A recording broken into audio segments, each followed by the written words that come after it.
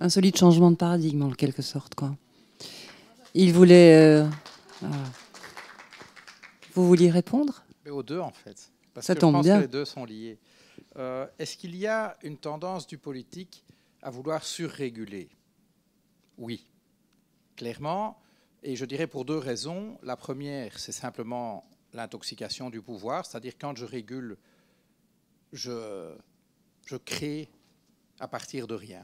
Et donc, je peux avoir le sentiment d'avoir fait quelque chose. Et il est très frappant, par exemple, que dans la directive performance énergétique du bâtiment, entre Bruxelles, la Wallonie et la Flandre, on a bien sûr transposé de 3 manières différentes. Comme ça, on justifie son existence.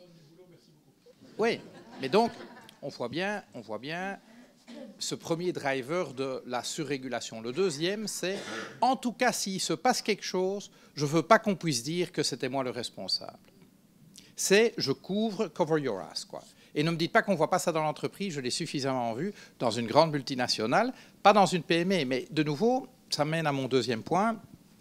Nous ne régulons pas, enfin, nous régulons dans un monde où le ton de l'économie est fixé par des grandes entreprises too big to fail qui se comportent essentiellement comme des extractrices de rente.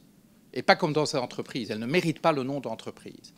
Et donc, une bonne partie de la régulation est taillée sur mesure sur les extracteurs de rente et pourrit la vie des autres. Moi, je l'ai vécu sur la régulation financière, où nous avons tenté, et ça a été un combat où souvent les Verts ont été seuls, et je sais reconnaître les mérites de mes collègues, mais sur ce coup-là, on a été seuls. On a taillé une régulation pour les banques en Europe, pour 6 000 et quelques banques, en fait, en prenant comme unité de référence BNP Paribas, Deutsche Bank, Unicredit, etc. Et ce faisant, nous avons de facto pourri la vie des VDK, des CPH, des Van Breda de ce pays. Nous étions les seuls à la table à dire, mais est-ce qu'on ne peut pas concevoir des compartiments différents? Un compartiment que nous appelions boring banking, la banque rasoir, parce que c'est des gens qui passent leur temps à faire ce qu'un banquier fait, c'est-à-dire soutenir, financer des initiatives. Ces gens-là ont fait leurs preuves.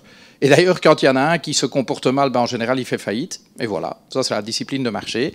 Et donc, on n'a pas besoin de surréguler.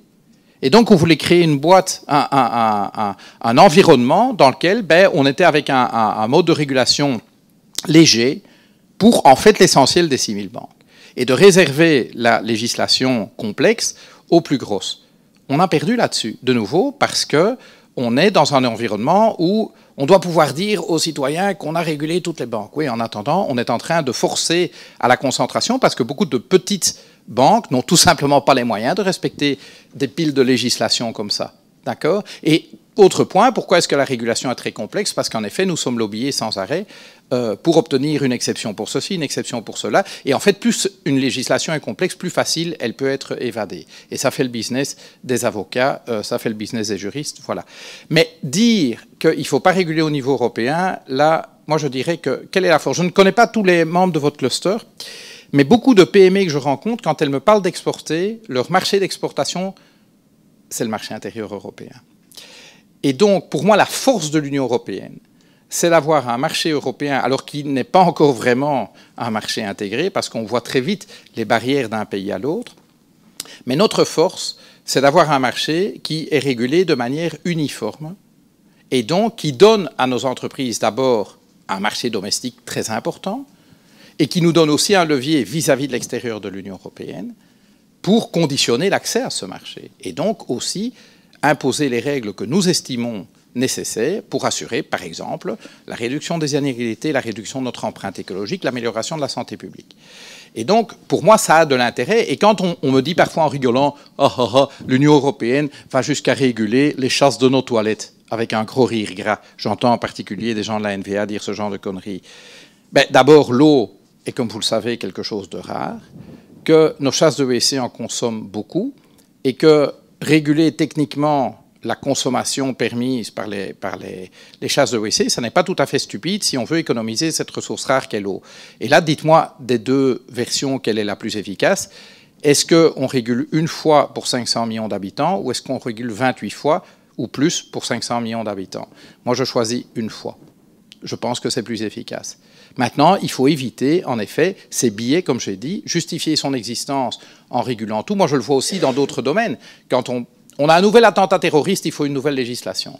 Comme si les législations existantes ne pouvaient pas être utiles pour lutter contre le terrorisme. Non, il faut... En fait, c'est pour moi ce qui me débecte le plus dans la politique. Il y a beaucoup de choses que je trouve admirables pour y être, mais aussi des choses qui me débectent profondément.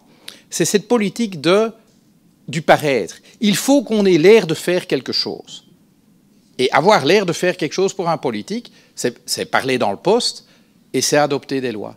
Avec pour résultat que bien souvent on rajoute à la pile de législation, on surlégifère aujourd'hui. Oui, évidemment. Moi, je pense souvent quand on dit « oui, mais il faut une législation qui soit stricte ». Eh bien, justement, si vous voulez qu'une législation soit stricte, elle doit être simple et compréhensible et lisible. Beaucoup plus, et elle sera beaucoup plus stricte qu'une législation très complexe qui sera de toute façon évadée.